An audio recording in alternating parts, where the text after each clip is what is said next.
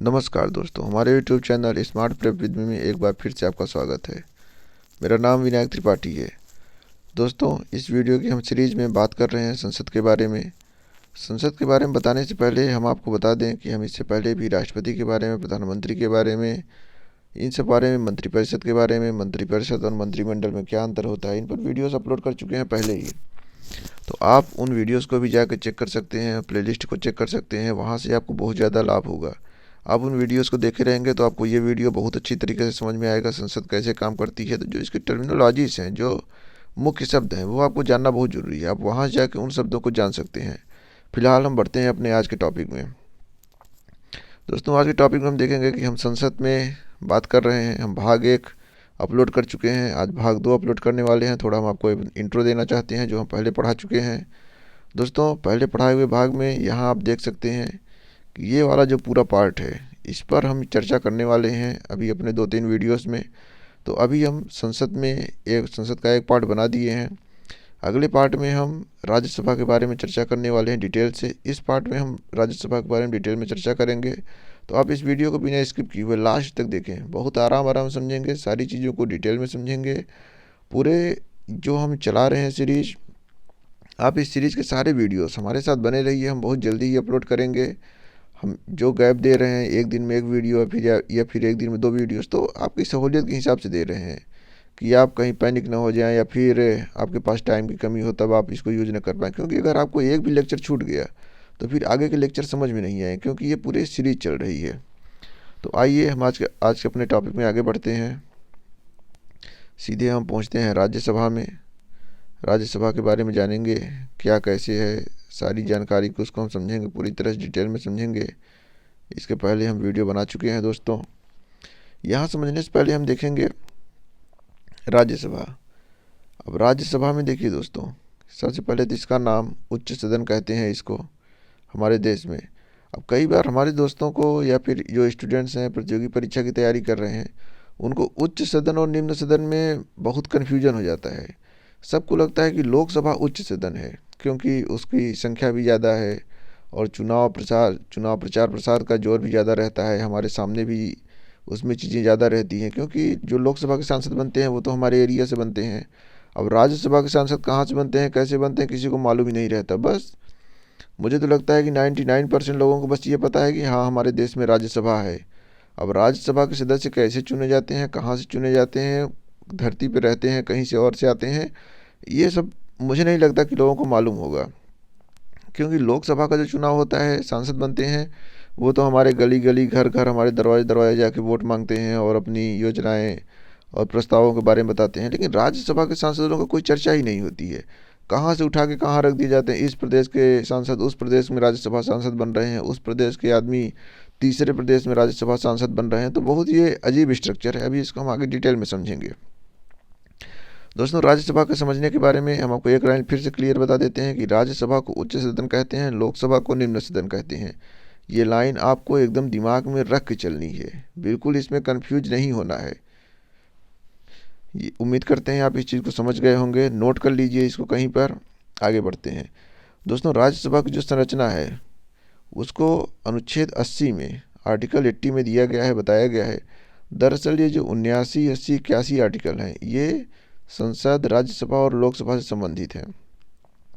हम आर्टिकल्स के बारे में जब ये सीरीज ख़त्म होगी उसके बाद हम सारे आर्टिकल पर एक साथ चर्चा करेंगे, तो आपको उन चीज़ों पर ज़्यादा समझ में आएगा। अभी हम क्या है, कूद कूद के एक एक आर्टिकल बताते रहेंगे, आप बहुत ज़्यादा कन्फ्यूज हो जाएंगे। दोस्तों, हम अपने स्टडी में, अगर आप लोगों को ये लग रहा होगा हम बहुत ज़्यादा फैक्ट नहीं बता रहे हैं, बहुत क्रिटिकल चीज़ों को नहीं बता रहे हैं, तो वो इसीलिए नहीं बता रहे हैं कि आप पहले जो मुख्य बातें हैं उनको आप समझ लीजिए। अगर आप एक बार उन बातों को समझे रहेंगे तो जो हम अपने छोटे छोटे वीडियो बनाएंगे लास्ट में, तो जो कंपैरिजन वाली चीज़ें हैं उनको हम 10-10, 5-5 मिनट समराइज़ कर देंगे, वो आपको तुरंत समझ में आ जाएंगी। जैसे संसद के बारे में जितने आर्टिकल हैं, इसको हम लास्ट में 10 मिनट या 5 मिनट समराइज कर देंगे कि किस आर्टिकल में क्या चीज़ है। और यहाँ हम अगर हर बात में आर्टिकल लिखेंगे, अब देखिए जितनी लाइन लिखी है हर लाइन में एक आर्टिकल है, तो अगर हम हर लाइन के आगे आर्टिकल लिखेंगे तो आप आर्टिकल याद करते करते मर जाएंगे। क्योंकि आर्टिकल को याद रखना बहुत मुश्किल चीज़ है। आर्टिकल को आपको समझ के चलना है। आर्टिकल न तो डायरेक्ट कभी परीक्षा में पूछे जाते हैं इस तरह से, न तो आपको ये 300-400 जितने भी आर्टिकल हैं आप याद नहीं रख सकते। अब आर्टिकल में भी कई सारे खंड हैं, कई सारे अमेंडमेंट हुए हैं, नई नई चीज़ें जोड़ी गई हैं, तो कितना आप याद करेंगे। जो मुख्य मुख्य आर्टिकल हैं हम उनको, जब ये हमारी सीरीज ख़त्म होगी तो उसके लास्ट में हम आपको मुख्य मुख्य आर्टिकल के बारे में बता देंगे, कुछ हालिया घटनाक्रमों को जोड़ के बता देंगे, कुछ उदाहरण दे देंगे, कुछ एग्जाम्पल दे देंगे, तो आप उन चीज़ों को समझते रहेंगे। फिलहाल आगे हम बढ़ते हैं अपने इस टॉपिक में, इस चैप्टर में। इसमें क्या है दोस्तों कि हमारे ये जो राज्यसभा है इसमें सदस्यों की संख्या को 250 फिक्स कर दिया गया है, कि मतलब कि 250 से ज़्यादा सदस्यों की संख्या नहीं होगी, बस उसमें कम ज़्यादा अगर किसी राज्य में बढ़ रही है तो किसी राज्य में घटेगी, इसी तरह से इसको बैलेंस किया जाएगा। अब इसमें राज्यसभा में शामिल कौन कौन होते हैं, इसमें दोस्तों 3 तरह के सांसद शामिल होते हैं। पहले क्या होता है, राज्यों से आते हैं, आप जानते हैं। फिर संघ शासित प्रदेश से आते हैं, जैसे दिल्ली हो गई, पुडुचेरी हो गई, दमन दीव हो गया, अंडमान निकोबार, लक्षद्वीप, इन सब जगहों से। लेकिन हर प्रदेश से राज्यसभा, हर केंद्र शासित प्रदेश से राज्यसभा सांसद नहीं है अभी। अभी केवल दिल्ली से और पुडुचेरी से, इन 2 जगहों से राज्यसभा सांसद आते हैं। अभी जम्मू कश्मीर को भी राज्यसभा, ये केंद्र शासित प्रदेश बना दिया गया है, तभी उसका परिसीमन चल रहा है। तो जैसे ही उसमें भी अब कुछ राज्यसभा सांसद जुड़ेंगे ही, क्योंकि वहाँ भी विधानसभा है, तो जब जुड़ेंगे तो उसको हम बाद में बता देंगे, अभी तो उसका परिसीमन ही चल रहा है। क्या कैसे होगा उसको बाद में देख लिया जाएगा। अब कुछ सदस्य मनोनीत होते हैं। अब मनोनीत सदस्यों का क्या खेल है दोस्तों, मनोनीत को राष्ट्रपति मनोनीत करता है। अब मनोनीत सदस्यों की क्या क्राइटेरिया होती है, क्या शर्तें होती है, उसको हम आगे देख लेंगे अभी। अब वर्तमान में क्या है, स्ट्रेंथ तो 250 की है, लेकिन वर्तमान में 245 सांसद उपलब्ध हैं, जिसमें 229 राज्यों से हैं, संघ क्षेत्र से 4 हैं, मनोनीत 12 सदस्य हैं। अब आगे बढ़ते हैं दोस्तों, हमारे संविधान का अनुसूची 4 में क्या है कि थोड़ा हम आपको बता देते हैं। अनुसूची क्या है, अनुच्छेद क्या है, या फिर भाग क्या है। दोस्तों क्या है कि किसी भी चीज़ को समझने के लिए, जैसे कोई बहुत बड़ा दस्तावेज है, तो उसको समझने के लिए कुछ सहूलियत के लिए इस तरह से बांटा जाता है। जैसे मान लीजिए आपको 15 पॉइंट्स दिए गए हैं, तो आप 15 पॉइंट्स को क्या कर सकते हैं कि आप 3 खंड में बांट सकते हैं, 5-5-5 के, फिर उसमें से आप कुछ ABCD दे सकते हैं, ऐसे करके आप याद कर सकते हैं। उसी लिए संविधान में भी हमारी व्यवस्था की गई कि संविधान को पहले भागों में बांटा गया, भाग के बाद उसको अनुसूचियों में बांटा गया, फिर उसको आर्टिकल्स में बांटा गया। तो उसी तरह हमारे इसमें अनुसूची 4 जो है, उसी में ये चीज़ लिखा हुआ है कि जो राज्यसभा में सीटों का आवंटन होगा वो किस तरह से बंटवारा होगा, मतलब कितना राज्यों को मिलेगा, कितना संघ शासित प्रदेशों को मिलेगा, वो चीज़ अनुसूची 4 में लिखा हुआ है। जैसे अनुसूची 7 है, उसमें बताया गया है संघ के कार्यों के बारे में, जो आप सुनते होंगे, राज्य सूची, समवर्ती सूची और संघ सूची।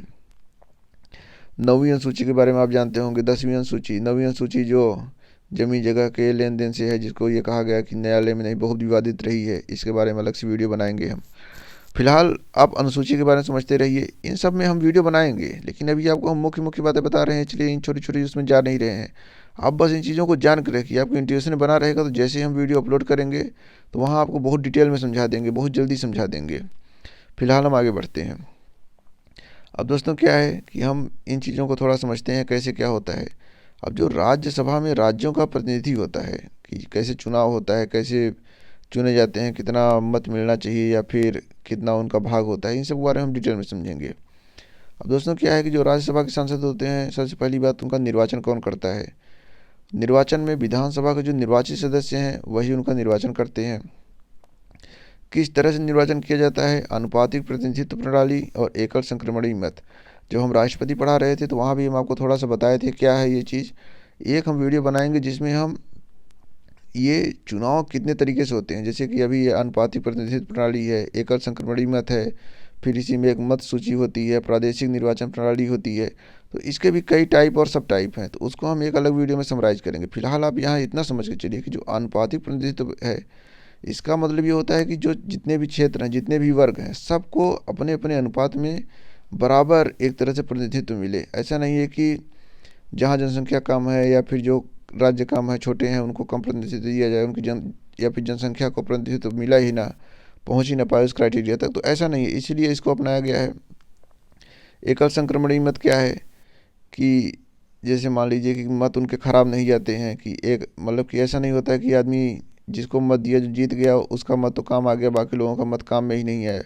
यहाँ मतों का संक्रमण होता रहता है, एक हारेगा जिसको आप दिए हैं तो दूसरे पे चढ़ जाएगा, दूसरे तीसरे पे। राष्ट्रपति वाले में हम डिटेल में समझाए हैं इसको। फिलहाल आगे बढ़ते हैं। दोस्तों सीटों का जो बंटवारा होता है ये जनसंख्या के अनुपात में होता है। जहाँ जितनी जनसंख्या होती है वहाँ उतना सीटों का बंटवारा किया जाता है। जैसे उत्तर प्रदेश में 31 सीट्स हैं, जनसंख्या बहुत ज़्यादा है। ऐसे और छोटे छोटे राज्य हैं जहाँ दो दो तीन तीन एक एक सीट है, तो जनसंख्या के माध्यम से होता है। अब दोस्तों क्या है, हमारे देश में तो सीटों का बंटवारा जनसंख्या के माध्यम से, लेकिन अमेरिका में क्या है, सीटों का बंटवारा राज्य के हिसाब से है। वहाँ 50 स्टेट हैं, हर स्टेट को 2 सीट मिली हुई है, तो वहाँ 100 सीट है। लेकिन हमारे देश में जनसंख्या के हिसाब से चलता है। क्या है कि जनसंख्या डेमोग्राफिक बदलता रहेगा, सीटों का आवंटन बदलता रहेगा। जो राज्य अपनी सीटों का, या फिर जो राज्य अपने देश में अपने उसमें जनसंख्या कम कर रहे हैं, उनके यहाँ धीरे धीरे सीट कम हो रही है। तो राज्यों का ये कहना भी है कि भाई हम अच्छा परफॉर्मेंस कर रहे हैं, हम जनसंख्या कम कर रहे हैं, हम संसाधनों का उचित बंटवारा कर रहे हैं, तो हमारा प्रतिशत भी आप गायब किए दे रहे हैं। तो ये एक अभी कंट्राडिक्शन चल रहा है, विवाद चल रहा है। हालांकि इस पर कुछ नियम निकाला जाएगा, कैसे इसको मैनेज किया जाए कि जो लोग मान लीजिए कि अच्छा काम कर रहे हैं उनको कुछ अवार्ड्स दिए जाएं या फिर पुरस्कार दिए जाएं, जिससे कि वो अच्छे काम करते रहें। अब आगे हम थोड़ा बढ़ के देखते हैं। अब इसमें है कि संघ शासित जो ये संघ राज्य क्षेत्र हैं, इनका प्रतिनिधित्व कौन करता है। तो इसके लिए दोस्तों एक निर्वाचक मंडल बनाया जाता है। निर्वाचक मंडल फिर वही सिस्टम की अनुपातिक प्रतिनिधित्व और एकल संक्रमणीय मत के द्वारा किया जाता है। अभी दिल्ली और पुडुचेरी से राज्यसभा सांसद लिए जाते हैं। थोड़ा आगे समझते हैं मनोनीत का क्या मैटर है दोस्तों। मनोनीत को राष्ट्रपति द्वारा मनोनीत करता है। अभी हम मनोनीत के क्राइटेरिया बताते हैं। ये जो क्राइटेरिया आप देख रहे हैं 4, ये सदस्यों के मनोनीत होने क्राइटेरिया, जैसे कला है, साहित्य है, विज्ञान है, समाज है। अब देखिए दोस्तों, खेल कहाँ पर है। कई बार क्या होता है कि जो सदस्य चुनाव हार जाते हैं या फिर राज्यसभा में नहीं जीत पाते हैं, तो वो इन्हीं लूप होल के माध्यम से, कि वो कला में है, वो साहित्य में है, वो विज्ञान में है, वो समाज सेवा में है। अभी क्या हुआ था, एक केस विधान परिषद का मामला आया था महाराष्ट्र में। उसमें क्या हुआ कि उद्धव ठाकरे थे तो वो मुख्यमंत्री बन गए थे, लेकिन वो, अब उनका पता नहीं उसमें क्या था कि वो विधानसभा से नहीं आ पा रहे थे, तो उनको आना था विधान परिषद से। लेकिन विधान परिषद में न तो वो कला थे, न साहित्य, विज्ञान, समाज, ऐसा कुछ था नहीं उनके पास। तो दोस्तों क्या किया गया, वहाँ पे एक नया क्लैरिफिकेशन आया कि राजनीति को भी अब समाज सेवा में जोड़ दिया जाएगा। तो अगर आप राजनीति कर रहे हैं, पॉलिटिक्स कर रहे हैं, राजनीति से जुड़े हुए हैं, तो मान लीजिए कि आप समाज सेवा में लगे हुए हैं, तो उद्धव ठाकरे जी को विधान परिषद में समाज सेवा के तहत फिर उनको सीट दी गई, जिससे वो मुख्यमंत्री बन गए आगे चल के। थोड़ा आगे समझते हैं। ऐसे राज्यसभा में भी है कि इन सब के माध्यम से, हालांकि राज्यसभा में इतना वो नहीं है, जो लोग राज्यसभा में मनोनीत होते हैं उनके अंदर कुछ एलिजिबिलिटी रहती ही है। जैसे कि सचिन तेंदुलकर को राज्यसभा सांसद बनाया गया, और ऐसे बहुत लोग हैं जिनको राज्यसभा सांसद बनाया जाता है बीच बीच में। तो आप उनको करंट अफेयर्स में थोड़ा ध्यान देते रहेंगे तो आपको पता चलता रहेगा। हम आगे बढ़ते हैं दोस्तों। आगे बढ़ने में हम देखते हैं, एक बार फिर अमेरिका का मैटर आया। अमेरिका में क्या है, मनोनीत करने का प्रावधान नहीं है। देखिए दोस्तों, हमारा संविधान बहुत कुछ है, अमेरिका और ब्रिटेन 2 जगह से बहुत जुड़ाव रखता है। तो कुछ प्रावधान हम ब्रिटेन की तरफ लिए हुए हैं, कुछ प्रावधान हम अमेरिका की तरफ लिए हुए हैं। जहाँ संसदीय मैटर आता है वहाँ ब्रिटेन की तरफ ज़्यादा झुकाव है, और जहाँ संघ का मैटर आता है वहाँ अमेरिका की तरफ ज़्यादा झुकाव है। दोस्तों संघ में हम आपको एक चीज़ और बता दें कि हमारा जो संघ है वो फेडरल नहीं है, वो यूनियन है। दोनों का मतलब संघ ही होता है, लेकिन फेडरल और यूनियन, यूनियन कनाडा की तरफ से आया है, फेडरल अमेरिका की तरफ से आया है। ये आप ध्यान रखिएगा। इसके बारे में हम कभी किसी वीडियो में डिटेल करेंगे, फिलहाल यहाँ ज़्यादा उसमें नहीं जाएंगे, नहीं तो वीडियो बहुत बड़ा हो जाएगा और आप कन्फ्यूज भी हो जाएंगे। बस थोड़ी थोड़ी जानकारी आप जानते रहिए। अब दोस्तों देखते हैं राज्यसभा की अवधि क्या होती है, या फिर इसकी शुरुआत कब हुई। दोस्तों 1952 में राज्यसभा को स्थापित किया गया। यह एक अस्थायी सदस्य है। जैसे लोकसभा क्या है कि 5 साल बाद विकसित हो जाती है, फिर से चुनाव होता है, लेकिन राज्यसभा में ऐसा नहीं है। राज्यसभा 1952 से बन गई है तो आज तक चल रही है, अभी इसका विघटन नहीं हुआ है। इसमें सदस्य क्या होता है कि 1/3 सदस्य हर दूसरे वर्ष सेवानिवृत्त हो जाते हैं। सदस्यों का पुनर्निर्वाचन हो सकता है, मतलब एक सदस्य कई बार राज्यसभा में सांसद बन सकता है। संविधान में इसकी अवधि को निर्धारित नहीं किया गया था दोस्तों। इसके लिए क्या था कि ये जो जन प्रतिनिधित्व एक्ट है 1951, इसके द्वारा इसमें कुछ प्रावधान बनाए गए, और उसमें कहा गया कि राज्यसभा की अवधि 6 साल की होगी। हमारे संविधान में बहुत सारी चीज़ें नहीं लिखी हुई हैं, क्योंकि हमारा संविधान एक तरह से ऐसा नहीं है कि अपरिवर्तनशील है, क्योंकि हमारे संविधानकर्ता बहुत ही दूरदर्शी थे। वो जानते थे समय के हिसाब से चीज़ें बदलती जाएंगी, इसलिए उन्होंने कुछ ऐसे प्रावधान रखे कि संसद समय समय पर उस हिसाब से, या फिर जो जनमानस है, जो लोक कल्याण की भावना है, उसके हिसाब से परिवर्तन करते रहेंगे। अब थोड़ा आगे बढ़ते हैं दोस्तों। अब देखते हैं कि राज्यसभा में सदस्यों के निर्वाचित होने के लिए अर्हता क्या है। अर्हता का मतलब एलिजिबिलिटी क्या है कि कौन राज्यसभा में निर्वाचित हो सकता है। हम हो सकते हैं, आप हो सकते हैं, कौन हो सकता है, कौन नहीं हो सकता है, अभी समझ लेते हैं इसको। दोस्तों, निर्वाचित होने के लिए राज्यसभा में सबसे ज़रूरी है कि आपको भारत का नागरिक होना चाहिए। फिर क्या है कि 30 वर्ष की उम्र आपकी पूरी होनी चाहिए। ये तो क्राइटेरिया है कि आपको इतना मिनिमम होना ही चाहिए। जैसे कि आप मान लीजिए 20 साल के हैं, 22 साल के हैं, 25 साल के हैं, तो आप राज्यसभा सांसद नहीं बन सकते हैं। इसके लिए आपको 30 होना पड़ेगा। इसीलिए इसका नाम उच्च सदन भी है या फिर वरिष्ठ जनों का सदन भी है, कि थोड़ा यहाँ वरिष्ठ लोग रहते हैं। और अन्य प्रावधानों में कहा गया कि संसद आगे के प्रावधानों को बना सकती है। तो इसी प्रावधानों को लागू करने के लिए संसद ने पीपल्स रिप्रेजेंटेटिव एक्ट 1951 पारित किया और वहाँ पे कुछ और नियम कानून जोड़े इसमें। जैसे पहले क्या था कि आपको जिस क्षेत्र से आप राज्यसभा सांसद होना चाहते हैं वहाँ का आपका निर्वाचित होना ही चाहिए। मतलब कि आपको उस कॉन्स्टिट्यूशन में पंजीकृत मतदाता के रूप में होना चाहिए। लेकिन क्या हुआ, 2003 में कुछ अलग क्लेरिफिकेशन आया, कुछ अलग व्याख्या आई और कहा गया कि अब ऐसा नहीं है, पूरे देश के लोग कहीं से भी राज्यसभा सांसद बन सकते हैं। तो आप देखे होंगे, कई बार सुनेंगे कोई कहीं से राज्यसभा सांसद होता है। कई बार कोई इधर उत्तर प्रदेश का आदमी नॉर्थ ईस्ट से सीट से राज्यसभा सांसद आता है, कभी साउथ की सीट से आ जाता है ये राज्यसभा सांसद। तो दरअसल आपको पता ही नहीं होगा कि आपकी कॉन्स्टिट्यूंसी से कौन इस समय राज्यसभा का सांसद है। ये बहुत मुश्किल है दोस्तों। आपको थोड़ा अवेयरनेस रखना चाहिए अपने बारे में। आप हमें कमेंट करके बताइएगा कि आपके कॉन्स्टिट्यूंसी से या फिर आपकी एरिया से राज्यसभा सांसद कौन है। कमेंट सेक्शन में हमें आप बताइएगा। अब आगे बढ़ते हैं दोस्तों। फिर जानते ही हैं कि अगर संसद कानून बनाती है, कुछ भी करती है, तो लोग सुप्रीम कोर्ट पहुंच जाते हैं कि संविधान की व्याख्या करिए, संविधान में ये बात लिखी नहीं हुई है, कैसे आ रहा है। तो फिर संविधान में सुप्रीम कोर्ट ने भी 2006 में कहा कि भाई ठीक है, यह अनिवार्यता ख़त्म हो जानी चाहिए। क्योंकि जो एक तरह से मान लीजिए कि जो प्रतिभा है, अब प्रतिभा को आप किसी क्षेत्र से बांध के नहीं रख सकते। कि अगर जैसे क्या होता है, आदमी अपने प्रतिभा के दम पर या फिर अपने कौशल के दम पे नागरिक कहीं और का है, पंजीकृत मतदाता कहीं और का है, कहीं और रह रहा है, काम कहीं और कर रहा है। तो जब पूरे देश में काम कर रहा है तो उसको पूरे देश से आना चाहिए, ऐसा वहाँ पे दिया गया विचार। और इसमें यह रिस्ट्रिक्शन हटा दिया गया कि अब भाई आपको उसी क्षेत्र का पंजीकृत मतदाता नहीं होना पड़ेगा, आप चाहे जहाँ से चुनाव लड़िए। आगे बढ़ते हैं दोस्तों।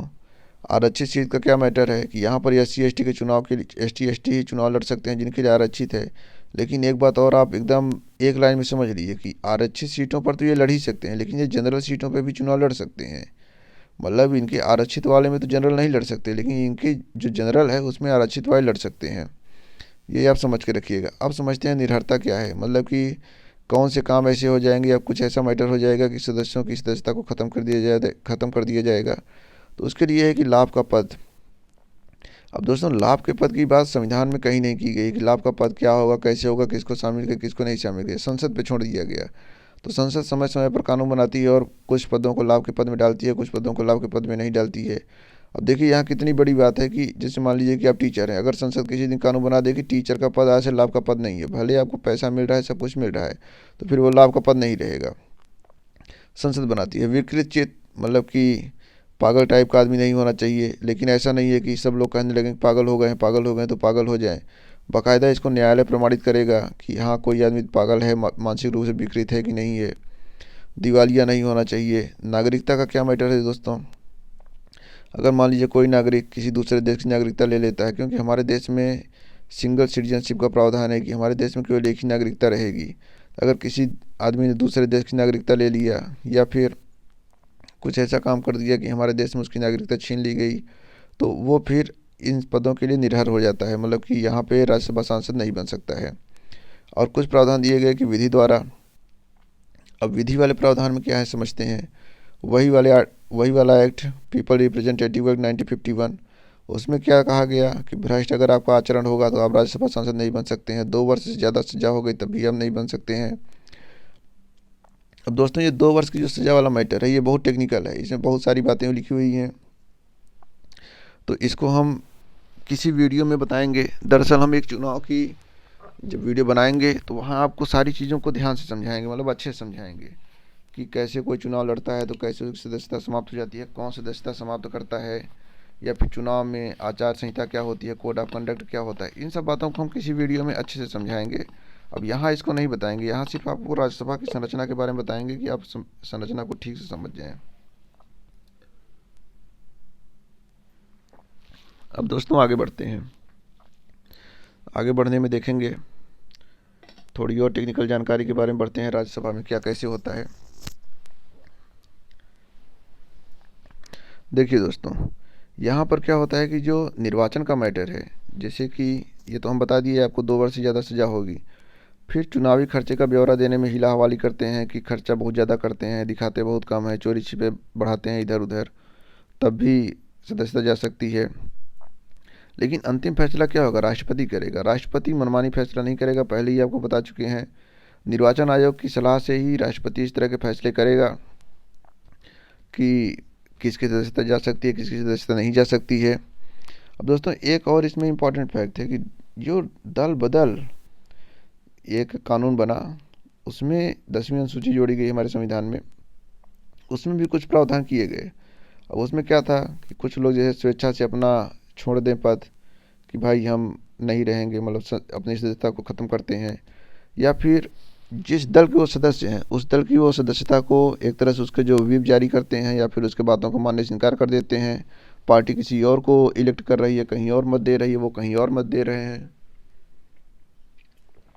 तब भी उनकी सदस्यता जा सकती है। निर्दलीय के बारे में क्या है दोस्तों, कई बार लोग निर्दलीय चुनाव लड़ते हैं और जीत जाते हैं, तो उनको क्या है कि वो पार्टी की सदस्यता से, अगर मान लीजिए वो किसी की पार्टी की सदस्यता ले लेते हैं, तब भी उनकी सदस्यता खत्म हो जाएगी। मनोनीत वाले में क्या सिस्टम है कि अगर मनोनीत सदस्य 6 माह के बाद किसी पार्टी की सदस्यता ले लेते हैं, तब भी उनकी सदस्यता खत्म हो जाएगी। 6 माह के पहले ले लेंगे तब उनकी सदस्यता नहीं खत्म होगी। तो ये सब कुछ बातें दल बदल अधिनियम के आधार पर हैं, 10वीं अनुसूची में लिखी गई हैं। थोड़ा आगे बढ़ते हैं। अब यहाँ अंतिम निर्णय जो होता है सभापति लिया जाता है। सभापति जैसे कि जो लोकसभा में होता है उसको अध्यक्ष कहते हैं, और जो राज्यसभा में होता है उसको सभापति कहते हैं। ये चीज़ आप जान लीजिए। सभापति क्या है दोस्तों, दरअसल राज्यसभा का चेयरमैन होता है। अब थोड़ा आगे बढ़ते हैं। अभी इसमें क्या लिखा हुआ था कि जो सभापति हैं, जो अध्यक्ष हैं, उनके निर्णय को न्यायालय में चुनौती नहीं दी जा सकती। मतलब वो किसी को बर्खास्त कर दें, सस्पेंड कर दें, तो उसको चुनौती नहीं दी जा सकती। लेकिन 1992 में सुप्रीम कोर्ट ने कहा कि भाई ये न्यायिक समीक्षा से बाहर नहीं है, क्योंकि ये न्याय का मामला है। किसी को बर्खास्त करने का, बाहर करने का, या फिर कुछ इस तरह का मामला है, तो ये न्यायिक समीक्षा के परे, मतलब अंदर आता है। मनमानी किसी को बाहर नहीं किया जा सकता, क्योंकि क्या होगा कि अगर मान लीजिए विपक्षी पार्टियों को 20-25 सांसद को, 50 सांसद को बर्खास्त कर दिए, तो फिर भाई वोटिंग तो एक तरफा हो गई, कोई भी कानून तो फिर मनमानी ऐसे ही पारित हो जाएगा। तो एक हेल्दी लोकतंत्र के लिए अनुकूल नहीं है। इसलिए माननीय सुप्रीम कोर्ट ने कहा कि भाई ये न्यायिक समीक्षा से परे नहीं है। थोड़ा आगे बढ़ते हैं। शपथ के मामले में क्या है, राष्ट्रपति शपथ दिलवाता है या फिर राष्ट्रपति किसी को नियुक्त कर देगा शपथ दिलाने के लिए, तो वो व्यक्ति शपथ दिलाएगा, तब भी शपथ को वैध माना जाएगा। अगर बिना शपथ के, जैसे मान लीजिए कोई चुनाव जीत गया और बिना शपथ के संसद में जाके बैठ गया, तब उसके ऊपर जुर्माना लगाया जा सकता है। और समझते हैं दोस्तों, वेतन भत्ते के बारे में समझते हैं। वेतन भत्ते में क्या है दोस्तों, पेंशन के बारे में संविधान में नहीं लिखा हुआ, लेकिन संसद अपने सदस्यों को पेंशन देती है, और वेतन भत्ते संसद द्वारा निर्धारित होते हैं। ये सब चीज़ें कुछ नॉर्मल जानकारी हैं। आगे बढ़ते हैं दोस्तों। अब देखते हैं पीठासीन अधिकारी के बारे में। पीठासीन अधिकारी मतलब जो वहाँ का चेयरमैन होता है। तो राज्यसभा का चेयरमैन को सभापति कहा जाता है, साथ में उपसभापति भी होते हैं। अब जो सभापति होता है वो उपराष्ट्रपति होता है। उपराष्ट्रपति हमारे देश में राज्यसभा का पदेन सभापति होता है, मतलब कि जो उपराष्ट्रपति बनेंगे वो अपने आप सभापति मान लिए जाएंगे राज्यसभा के। अब उपराष्ट्रपति को हटाने के लिए कोई संसद में, संविधान में कोई ऐसी बात नहीं की गई है। संसद अपना कानून बनाएगी, उस हिसाब से उनको हटा दिए जाएंगे। अभी क्या है कि पूर्ण बहुमत के आधार पर, मतलब राज्यसभा में पूर्ण बहुमत के आधार पर उपराष्ट्रपति को हटाया जा सकता है। हालांकि हम राष्ट्रपति पर वीडियो बनाएंगे, वहाँ डिटेल में समझाएंगे इन सब चीज़ों को। थोड़ा आगे बढ़ते हैं दोस्तों। यहाँ एक चीज़ आपको और जान लेना जरूरी है कि यहाँ जो सभापति होता है वो उपसभापति के अंडर में नहीं होता है। मतलब कि जब सभापति नहीं होगा तो उपसभापति अपना स्वतंत्र रूप से सभापति का काम करेगा। जब सभापति रहेगा तो उपसभापति एक नॉर्मल सदस्य के रूप में काम करेगा, एक दूसरे के नीचे नहीं है। आगे बढ़ते हैं। अब उपराष्ट्रपति के बारे में एक और टेक्निकल जानकारी आपको बता दें कि ये सदन का सदस्य नहीं होता है। इसीलिए कई बार क्या होता है, जब ज्वाइंट सीटिंग होती है, संयुक्त बैठक होती है, तो वहाँ पर भी राष्ट्रपति को कभी उसका चेयरमैन नहीं बनाया जाता है। उसमें कई क्रम आते हैं, लेकिन राष्ट्रपति को क्रॉस कर, उपराष्ट्रपति को क्रॉस करके फिर उसमें उपसभापति को भी बना दिया जाता है कभी कभी। उपराष्ट्रपति के बारे में दोस्तों, इसका वेतन भत्ता जो है भारत की संचित नीति से दिया जाता है। मतलब कि काफ़ी सिक्योर है कार्यकाल, या फिर भत्ता उसमें परिवर्तन नहीं किए जा सकते हैं। थोड़ा उपसभापति के बारे में समझ लेते हैं। उपसभापति क्या है दोस्तों? राज्यसभा के सदस्यों के द्वारा ही उपसभापति का चुनाव होता है। मतलब सभापति जो होता है वो तो उपराष्ट्रपति बन के आता है, फिर जो उपसभापति होता है उसको राज्यसभा के सदस्य ही आपस में चुन लेते हैं। और कई बार तो पैनल चुना जाता है कि जैसे वो नहीं रहा तो वो मतलब उसके नीचे कई सारे लोगों को चुन लिया जाता है। मान लीजिए कि उस पैनल के कोई भी नहीं है, तब भी राज्यसभा अपने सदस्यों में से किसी एक को उठा लेती है और उसको उपसभापति नियुक्त कर देती है। तो दोस्तों राज्यसभा के बारे में ये वीडियो मुझे लगता है पर्याप्त है। दरअसल अभी राज्यसभा की पूरी बातें ख़त्म नहीं हुई हैं। ये इतनी टेक्निकल जानकारी थी उसकी संरचना से रिलेटेड, मतलब आपको इतना राज्यसभा के बारे में कम से कम जानना ही चाहिए। अभी जब हम आगे और बात करेंगे कि जैसे कि जब संसद में जैसे कानून पारित होगा तो राज्यसभा में भी जाता है, लोकसभा में भी जाता है, दोनों जगह से पारित होता है, तो वहाँ पे क्या क्रियाकलाप होती है, या फिर संसद के नियम क्या होते हैं, सदन के नियम क्या होते हैं। कई बार देखते होंगे सदस्य बर्खास्त हो जाते हैं, सभापति बर्खास्त कर देते हैं, लोकसभा अध्यक्ष बर्खास्त कर देते हैं लोकसभा में। तो ये सब क्या प्रोसीजर होती है, सदस्यों को कैसे बाहर कर दिया जाता है, सदस्य बेल में आ जाते हैं तो क्या होता है। तो बहुत सारी जानकारियाँ हैं, उसको हम धीरे धीरे ऐसे ही एक एक पार्ट में ऐसे अपलोड करते चलेंगे। अगले पार्ट में हम लोकसभा के बारे में इतनी ही जानकारी देंगे, फिर जब हम उसके आगे बढ़ेंगे तब हम तुलनात्मक अध्ययन शुरू कर देंगे, तब हम लोकसभा और राज्यसभा दोनों को साथ में लेकर चलेंगे। अभी क्या है, हम आपको ये बताना चाहते हैं कि लोकसभा और राज्यसभा के बारे में आप डिफिनीशन, कार्यकाल या फिर गठन, अवधि, इन सब के बारे में जान लीजिए टेक्निकल। अगर हम साथ साथ में बताना शुरू कर देंगे तो फिर आप कंफ्यूज हो जाएंगे, एक का याद करेंगे दूसरा भूल जाएगा। तो ये हम एक तरह से नोट्स आपको प्रोवाइड करा रहे हैं, आप इसको पॉज करके या फिर इसका स्क्रीनशॉट लेके अपने पास रख सकते हैं। आप नोट्स बना सकते हैं या फिर ये खुद ही एक तरह से नोट्स है, इसमें हम मेहनत करते हैं, खुद अपने हम हाथ से लिखते हैं। दोस्तों हम आईपैड पर वीडियो बनाते हैं, स्टाइलस के थ्रू इसमें लिखते हैं। हम इसको अपने टेलीग्राम पे भी डाल देंगे, आप वहाँ से भी इसको चेक कर सकते हैं, वहाँ से भी डाउनलोड कर सकते हैं। तो दोस्तों ये देखिए कितनी आसानी से हम इसको आपके लिए बनाए हुए हैं। अगर हम चाहते तो नॉर्मली भी पढ़ा सकते थे, लेकिन हमने इस पर एक इनिशिएटिव लिया कि इसको हम ऐसे लिखेंगे कि आपको एक तरह से मान लीजिए कि नोट्स बनाने की ज़रूरत ना पड़े। अगर आप स्क्रीनशॉट लेके रखते हैं या डाउनलोड करके रखते हैं, तब भी एकदम आप जैसे कॉपी पेन में नोट्स बनाते हैं, सेम उसी तरह का नोट्स ये है। हम बेहतर से बेहतर नोट्स आपको प्रोवाइड करने की कोशिश करते हैं, कई सारे सोर्स की कोशिश करते हैं, कोई टॉपिक आपके लिए छूटने ना पाए, जितनी इंपॉर्टेंट बातें हैं वो आप तक जरूर पहुंच जाएं। तो दोस्तों उम्मीद करते हैं आप राज्यसभा के बारे में एक नॉर्मल जानकारी जान चुके होंगे। इस पूरे सीरीज़ में बने रहने के लिए आप हमारे इस चैनल पर बने रहें, बेल आइकन को जरूर प्रेस करके रखें, क्योंकि जैसे ही हम इसके आगे के पार्ट्स को अपलोड करें तो आपके पास नोटिफिकेशन तुरंत पहुँच जाए। तो दोस्तों हमारे इस चैनल पर बने रहिए। इस वीडियो को यहीं पे ख़त्म करेंगे। धन्यवाद। जय हिंद।